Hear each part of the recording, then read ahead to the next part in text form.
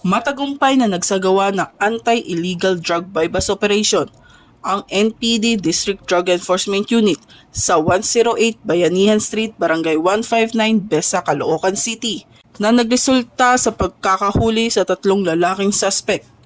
Kinilala na sina alias Jonathan, 21 anyos, na isang tattoo artist at alias Lloyd na 20 anyos na isa namang construction worker at alias Justin na 20 anyos na isang estudyante at mga residente ng lungsod ng Caloocan. Sa panahon ng operasyon, nasamsam mula sa kanilang 3 sachet na naglalaman ng mga tuyong dahon na pinaniniwala ang marijuana, isang kutsilyo, baril na may isang bala, bag at pera.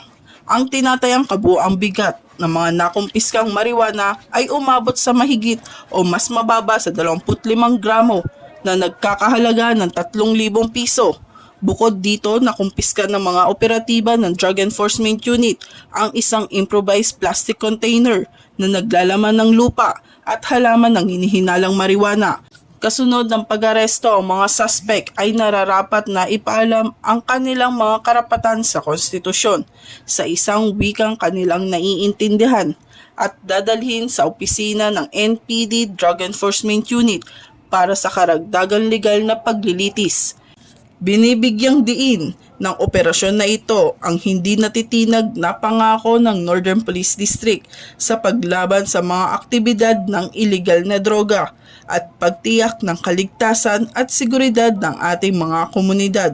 Hinihimok namin ang publiko na ipagpatuloy ang kanilang kooperasyon at suporta sa aming pagsisikap na itaguyod ang panuntunan ng batas. Mula rito sa Northern Police District, ako po ang inyong PNN correspondent, Patrolwoman Glycelan Esperanza, alagad ng batas, tagataguyod ng Balitang Pulis.